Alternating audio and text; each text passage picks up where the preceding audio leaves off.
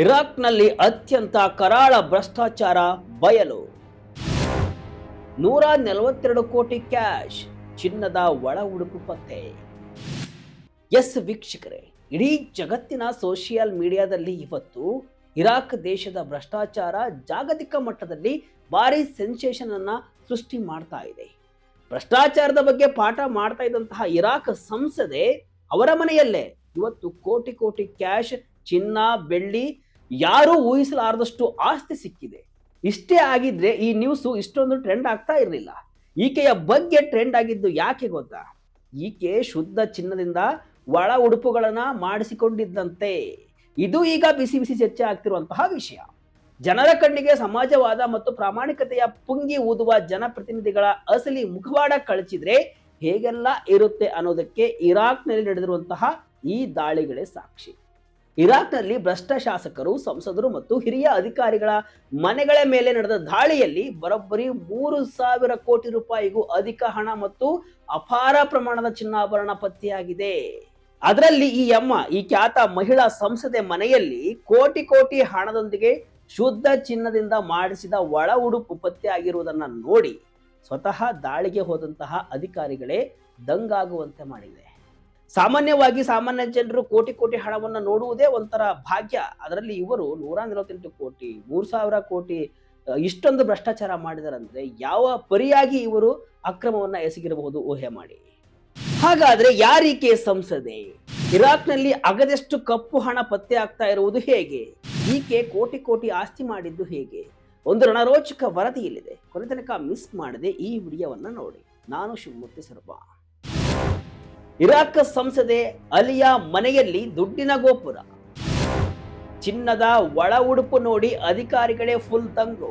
ವೀಕ್ಷಕರೇ, ಇರಾಕಿನ ಪ್ರಭಾವಿ ಮಹಿಳಾ ಸಂಸದೆ ಅಲಿಯಾ ನಾಸಿಫ್ ಮತ್ತು ಆಕೆಯ ಮಗನನ್ನ ಈಗ ಇರಾಕ್ನ ಭ್ರಷ್ಟಾಚಾರ ನಿರೋಧಕ ದಳದ ಅಧಿಕಾರಿಗಳು ಈಗ ಅರೆಸ್ಟ್ ಮಾಡಿದ್ದಾರೆ.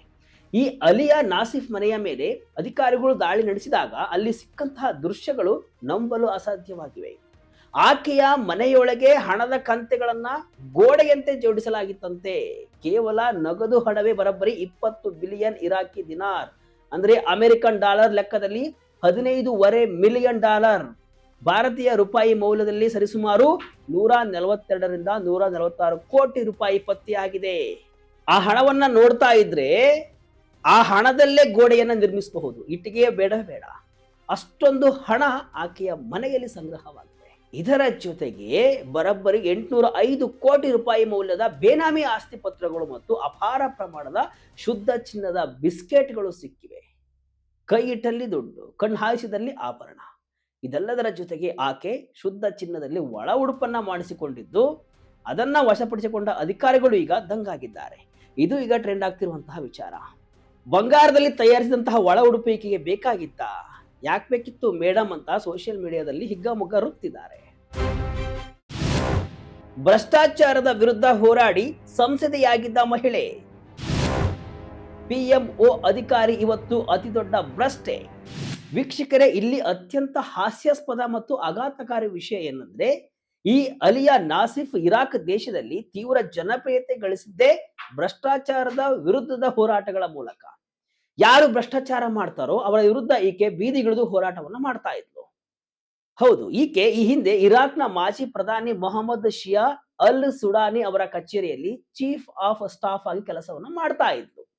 ಆ ದೇಶದಲ್ಲಿ ಭ್ರಷ್ಟಾಚಾರದ ವಿರುದ್ಧ ದೊಡ್ಡ ದೊಡ್ಡ ಪ್ರತಿಭಟನೆಗಳನ್ನ ನಡೆಸಿ ಪ್ರಾಮಾಣಿಕತೆಯ ಭಾಷಣಗಳನ್ನ ಬಿಗಿದು ಕೊನೆಗೆ ಜನಪ್ರಿಯತೆಯನ್ನ ಗಳಿಸಿ ಸಂಸದೆಯಾಗಿ ಆಯ್ಕೆ ಆಗ್ತಾಳೆ. ಜನರು ಕೂಡ ಈಕೆ ಹೌದು ಪಾಪ ಇರಬಹುದು, ಭ್ರಷ್ಟಾಚಾರ ವಿರುದ್ಧ ಇಷ್ಟೆಲ್ಲ ಮಾತಾಡ್ತಾರೆ, ಇಷ್ಟೆಲ್ಲ ಹೇಳ್ತಿದ್ದಾರೆ, ನಾವು ಕೂಡ ಇವರನ್ನ ಗೆಲ್ಲಿಸಿದ್ರೆ ನಮಗೆ ಒಂದು ಸ್ವಲ್ಪ ಸಹಾಯ ಆಗುತ್ತೆ ಅಂತ ಈಕೆಯನ್ನ ಗೆಲ್ಲಿಸಿದ್ರು, ಸಂಸದೆಯನ್ನ ಮಾಡಿದ್ರು. ಆದ್ರೆ ಜನಸೇವೆ ಮಾಡ್ತೇನೆ ಅಂತ ಬೊಗಳೆ ಬಿಟ್ಟ ಈ ಸಂಸದೆಯ ಮನೆಯಲ್ಲಿ ಇವತ್ತು ಕೋಟಿ ಕೋಟಿ ಲೂಟಿ ಹಣ, ಅಕ್ರಮ ಶಸ್ತ್ರಾಸ್ತ್ರಗಳು ಹಾಗೂ ಚಿನ್ನ ಪತ್ತೆಯಾಗಿವೆ. ಭ್ರಷ್ಟಾಚಾರದ ಬಗ್ಗೆ ಮಾತನಾಡ್ತಿದ್ದಂತಹ ಮಹಿಳೆಗೆ ಇಷ್ಟು ದೊಡ್ಡ ಭ್ರಷ್ಟೆ ಅಂತ ಸಾಬೀತಾಗಿರುವುದು ಇರಾಕ್ ಜನತೆಗೆ, ಈಕೆಯನ್ನು ಆರಿಸಿ ಕಳಿಸಿದಂತಹ ಮತದಾರರಿಗೆ ಈಗ ಆಘಾತ ಶುರುವಾಗಿದೆ. ಮನೆಗಳಲ್ಲಿ ಅಡಗಿಸಿಟ್ಟಂತಹ ಹಣ ಮತ್ತು ಚಿನ್ನವನ್ನ ಪಡೆಗಳು ಪತ್ತೆ ಹಚ್ಚಿವೆ. ಕುದುರೆಗಳಿಂದ ತುಂಬಿದ ಲಾಯ ಸೇರಿದಂತೆ ಎಲ್ಲಾ ರೀತಿಯ ಐಷಾರಾಮಿ ವಸ್ತುಗಳನ್ನು ಸಹ ಅವರು ಪತ್ತೆ ಮಾಡಿದ್ದಾರೆ. ಬಡತನ ಸಾಮಾನ್ಯವಾಗಿ ಕಂಡುಬರುವ ಇರಾಕ್ ಅಂತಹ ದೇಶದಲ್ಲಿ ಇದನ್ನ ಭ್ರಷ್ಟಾಚಾರದ ಸ್ಪಷ್ಟ ಪುರಾವೆಯಾಗಿ ನೋಡಲಾಗ್ತಾ ಇದೆ. ನೆಲದ ಅಡಿಯಲ್ಲಿ ಹೂತಿಟ್ಟಿದ್ದ 100 ಕೋಟಿ ಕಪ್ಪು ಹಣ, ಕಳ್ಳ ಹಣ ಹೊರತೆಗೆಯಲು ಜೆಸಿಬಿ ತರಿಸಿದ ಸರ್ಕಾರ. ವೀಕ್ಷಕರೇ, ಈ ಭ್ರಷ್ಟರು ತಮ್ಮ ಕಪ್ಪು ಹಣವನ್ನ ಎಲ್ಲಿ ಬಚ್ಚಿಟ್ಟಿದ್ರು ಗೊತ್ತಾ? ಇದನ್ನ ಕೇಳಿದ್ರೆ ನೀವು ಆಶ್ಚರ್ಯ ಪಡ್ತೀರಾ. ಇರಾಕ್ನ ಸರ್ವೋಚ್ಚ ನ್ಯಾಯಾಂಗ ಮಂಡಳಿಯ ಮಾಹಿತಿಯ ಪ್ರಕಾರ ಇರಾಕ್ ನಾಯಕರು ಸರ್ಕಾರದಿಂದ ಲೂಟಿ ಮಾಡಿದ $107 ಮಿಲಿಯನ್ ಅಧಿಕ ಸಾರ್ವಜನಿಕ ಹಣವನ್ನ ಬ್ಯಾಂಕ್ಗಳಲ್ಲಿ ಇಡುವ ಬದಲು ತಮ್ಮ ಖಾಸಗಿ ಮನೆಗಳ ನೆಲದ ಅಡಿಯಲ್ಲಿ ಹೂತು ಹಾಕಿದ್ರು. ಬರೋಬ್ಬರಿ 98 ಬಿಲಿಯನ್ ಇರಾಕಿ ದಿನಾರ್ ಹಾಗೂ 11 ಮಿಲಿಯನ್ US$ ನಗದನ್ನ ನೆಲದ ಅಡಿಯಲ್ಲಿ ಅತಿ ಆಳವಾಗಿ ಹೂತಿಡಲಾಗಿತ್ತು. ಈ ಕಪ್ಪು ಹಣ ಮತ್ತು ಚಿನ್ನದ ಇಟ್ಟಿಗೆಗಳನ್ನ ಹೊರತೆಗೆಯಲು ಇರಾಕ್ ಸರ್ಕಾರ ದೊಡ್ಡ ದೊಡ್ಡ ಜೆಸಿಬಿ ಹಾಗೂ ಭಾರಿ ಯಂತ್ರಗಳನ್ನ ತರಿಸಿ ನೆಲವನ್ನ ಅಗೆದು ಹಣವನ್ನ ಹೊರತೆಗೆದಿದ್ದಾರೆ. ಅಂದ್ರೆ ಊಹೆ ಮಾಡಿ ಯಾವ ರೀತಿಯ ಮಟ್ಟದಲ್ಲಿ ಭ್ರಷ್ಟಾಚಾರ ಆಗಿದೆ ಅಂತ. ಇದರೊಂದಿಗೆ ಭಾರಿ ಪ್ರಮಾಣದ ಅಕ್ರಮ ಸ್ವಯಂಚಾಲಿತ ಶಸ್ತ್ರಾಸ್ತ್ರಗಳನ್ನು ಕೂಡ ಜಪ್ತಿ ಮಾಡಲಾಗಿದೆ. ಮತದಾರರು ಇವರನ್ನ ಆಯ್ಕೆ ಮಾಡಿ ಕಳಿಸಿದ್ದಕ್ಕೆ ಈಗ ತಲೆ ಚೆಚ್ಚಿಕೊಳ್ಳುವಂತಹ ಪರಿಸ್ಥಿತಿ ಶುರುವಾಗಿದೆ. ಪ್ರಧಾನಿ ಅಲಿ ಅಲ್ ಜೈದಿ ಸೂಚನೆ ಮೇರೆಗೆ ರೇಡ್, ಭ್ರಷ್ಟ ಕುಳಗಳಿಗೆ ನಡುಕ ಹುಟ್ಟಿಸಿದ ಅಧಿಕಾರಿಗಳು. ಎಸ್ ವೀಕ್ಷಕರೇ, ಇರಾಕ್ನಲ್ಲಿ ಈ ಮಹಾ ಕಾರ್ಯಾಚರಣೆ ನಡೆದದ್ದು ಅತ್ಯಂತ ಗೌಪ್ಯವಾಗಿ ಮತ್ತು ನಾಟಕೀಯವಾಗಿ. ಇರಾಕ್ನ ಹೊಸ ಪ್ರಧಾನಿ ಅಲಿ ಅಲ್ ಜೈದಿ ಅವರು ಮೇ ತಿಂಗಳಿನಲ್ಲಿ ಅಧಿಕಾರವನ್ನು ವಹಿಸಿಕೊಂಡ ತಕ್ಷಣ ದೇಶದ ಭ್ರಷ್ಟಾಚಾರ ಜಾಲವನ್ನ ಧೂಳಿಪಟ ಮಾಡುವುದಾಗಿ ಶಪಥ ಮಾಡಿದರು. ಅದರಂತೆಯೇ ಕಳೆದ ವಾರದಿಂದ ರೇಡ್ ನಡೀತಾನೆ ಇದೆ. ಅಂದು ಬೆಳಗಿನ ಜಾವ ಇರಾಕ್ನ ಅತ್ಯಂತ ಪ್ರತಿಷ್ಠಿತ ಮತ್ತು ಹೈ ಸೆಕ್ಯೂರಿಟಿ ವಲಯವಾಗಿರುವಂತಹ ಬಾಗ್ದಾದ್ನ ಗ್ರೀನ್ ಝೋನ್ ಅನ್ನ ಸಂಪೂರ್ಣವಾಗಿ ಸೀಲ್ ಮಾಡಲಾಯಿತು. ಇರಾಕ್ನ ಕೌಂಟರ್ ಟೆರರಿಸಂ ಸರ್ವಿಸ್ನ ಎಲೈಟ್ ಕಮಾಂಡೋಗಳು ಏಕಕಾಲಕ್ಕೆ ಹಲವು ಸಚಿವರು, ಸಂಸದರು ಮತ್ತು ಅಧಿಕಾರಿಗಳ ಮನೆಗಳ ಮೇಲೆ ಮುಗಿಬಿದ್ರು. ದಾಳಿಯ ಸುಳಿವು ಪಡೆದ ಕೆಲವು ಪ್ರಭಾವಿ ನಾಯಕರು ಇರ್ತಾರಲ್ಲ, ಅವರು ದೇಶವನ್ನ ಬಿಟ್ಟು ಓಡಿ ಹೋಗಲು ಪ್ರಯತ್ನ ಮಾಡ್ತಾರೆ. ಇಲ್ಲಿ ಗ್ರೀನ್ ಝೋನ್ ಎಲ್ಲಾ ಪ್ರವೇಶ ದ್ವಾರಗಳನ್ನ ಬಂದ್ ಮಾಡಿ ವಶಕ್ಕೆ ಪಡಲಾಯಿತು. ಹೀಗಾಗಿ ಅವರೆಲ್ಲೂ ಕೂಡ ಹೋಗಕ್ಕಾಗ್ಲಿಲ್ಲ, ಲಾಕ್ ಆದ್ರು. ಮಾಜಿ ತೈಲ ಸಚಿವರಿಂದ ಬಯಲಾಯಿತು ದೊಡ್ಡ ರಹಸ್ಯ. ಒಂದೇ ದಿನದಲ್ಲಿ ಜಪ್ತಿಯಾಯಿತು 1000 ಕೋಟಿ ಹಣ. ವೀಕ್ಷಕರ, ಇಷ್ಟೊಂದು ದೊಡ್ಡ ಪ್ರಮಾಣದ ಭ್ರಷ್ಟ ರಾಜಕಾರಣಿಗಳ ಲಿಸ್ಟ್ ಅಧಿಕಾರಿಗಳ ಕೈಗೆ ಸಿಕ್ಕಿದ್ದು ಹೇಗಪ್ಪ ಅಂತ ಅಂದ್ರೆ, ಕಳೆದ ಮೇ ತಿಂಗಳ ಕೊನೆಯಲ್ಲಿ ಇರಾಕ್ನ ಮಾಜಿ ಡೆಪ್ಯೂಟಿ ತೈಲ ಸಚಿವ ಅದ್ನಾನ್ ಅಲ್ ಜುಮೈಲಿ ಎಂಬುವರು ಈ ಭ್ರಷ್ಟಾಚಾರದ ಆರೋಪದ ಮೇಲೆಯೇ ಕೂಡ ಅವರನ್ನು ಕೂಡ ಅರೆಸ್ಟ್ ಮಾಡಲಾಗಿತ್ತು. ವಿಚಾರಣೆಯ ಸಮಯದಲ್ಲಿ ಇವರು ತನಿಖಾಧಿಕಾರಿಗಳ ಮುಂದೆ ಒಂದು ಸ್ಫೋಟಕ ಮಾಹಿತಿಯನ್ನ ಹೇಳ್ತಾರೆ. ಏನು, ದೊಡ್ಡ ದೊಡ್ಡ ದೇಶಗಳ ಬ್ಯಾಂಕ್ ಖಾತೆಗಳಿಗೂ ಮೀರಿದ ಅಕ್ರಮ ದಂಧೆಯ ರಹಸ್ಯವನ್ನ ಬಿಚ್ಚಿಡ್ತಾರೆ. ಇವರು ನೀಡಿದ ಮಾಹಿತಿಯ ಆಧಾರದ ಮೇಲೆಯೇ ಇರಾಕ್ನ ಸಂಸದರು ಮತ್ತು ಹಿರಿಯ ಅಧಿಕಾರಿಗಳ ಸಂಪೂರ್ಣ ಭ್ರಷ್ಟ ಜಾಲ ಈಗ ಬಯಲಿಗೆ ಬಂದಿದೆ. ಕೇವಲ ಒಂದೇ ದಿನದ ಕಾರ್ಯಾಚರಣೆಯಲ್ಲಿ ಅಧಿಕಾರಿಗಳು ಬರೋಬ್ಬರಿ $85 ಮಿಲಿಯನ್ ಅಂದ್ರೆ 850 ಕೋಟಿ ರೂಪಾಯಿಗೂ ಅಧಿಕ ಬೆಲೆ ಬಾಳುವ ಆಸ್ತಿ ಪತ್ರಗಳು ಹಾಗೂ 106 ಕೋಟಿ ರೂಪಾಯಿ ಮೌಲ್ಯದ ವಿದೇಶಿ ಕರೆನ್ಸಿ ಮತ್ತು ಚಿನ್ನವನ್ನ ವಶಪಡಿಸಿಕೊಂಡಿದ್ದಾರೆ.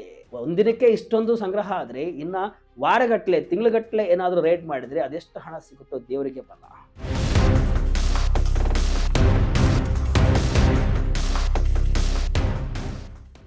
ಒಟ್ಟಿನಲ್ಲಿ ಜನರ ಮುಂದೆ ಪ್ರಾಮಾಣಿಕತೆ ಮತ್ತು ಸಮಾಜವಾದದ ಪುಂಗಿ ಊದುತ್ತಾ ನಾವೇ ಒಳ್ಳೆಯವರು ಅಂತ ಮುಖಡವನ್ನು ಹಾಕಿಕೊಂಡು ತೆರೆಮರೆಯಲ್ಲಿ ದೇಶದ ಸಾರ್ವಜನಿಕರ ಹಣವನ್ನ ಲೂಟಿ ಮಾಡುವ ಭ್ರಷ್ಟ ಜನಪ್ರತಿನಿಧಿಗಳ ಅಸಲಿ ಮುಖವಾಡ ಈಗ ಸಂಪೂರ್ಣವಾಗಿ ಕಳಚಿ ಬಿದ್ದಿದೆ. ಇರಾಕ್ನಲ್ಲಿ ನಡೆದ ಈ ಬೃಹತ್ ಸರಣಿ ದಾಳಿಗಳು ಇಡೀ ಜಗತ್ತಿನ ಗಮನವನ್ನ ಸೆಳೆದಿದ್ದು, ಅಕ್ರಮವಾಗಿ ಗಳಿಸಿದ ಕಪ್ಪು ಹಣವನ್ನ ಎಷ್ಟೇ ಆಳವಾಗಿ ಮಣ್ಣಿನ ಅಡಿ ಹೂಚಿಟ್ರೂ ಕೂಡ ಕಾನೂನಿನ ಕಣ್ಣಿನಿಂದ ತಪ್ಪಿಸಿಕೊಳ್ಳಲು ಸಾಧ್ಯವಿಲ್ಲ ಎಂಬುದನ್ನ ಸಾಬೀತುಪಡಿಸಿದೆ. ಮಾಜಿ ಸಚಿವ ಅಲ್ ಜುಮೈಲಿ ನೀಡಿದ ಸ್ಫೋಟಕ ಮಾಹಿತಿಯಿಂದ ಇಡೀ ಭ್ರಷ್ಟ ರಾಜಕಾರಣಿಗಳ ವ್ಯವಸ್ಥಿತ ಜಾಲವೇ ಧೂಳಿಪಟವಾಗಿದ್ದು, ಹೊಸ ಪ್ರಧಾನಿ ಅಲಿ ಅಲ್ ಜೈದಿ ನೇತೃತ್ವದಲ್ಲಿ ಇರಾಕ್ ಈಗ ಭ್ರಷ್ಟ ಮುಕ್ತ ಆಡಳಿತಕ್ಕೆ ಮಹತ್ವದ ಮುನ್ನುಡಿಯನ್ನ ಬರದಂತೆ ಕಾಣಿಸ್ತಾ ಇದೆ. ಇಂತಹ ದಿಗಿಲು ಹುಟ್ಟಿಸುವ ಭ್ರಷ್ಟಾಚಾರದ ಕತೆ ಇಡೀ ಪ್ರಜಾಪ್ರಭುತ್ವ ವ್ಯವಸ್ಥೆಗೆ ಒಂದು ದೊಡ್ಡ ಎಚ್ಚರಿಕೆಯ ಪಾಠವಾಗಿದೆ.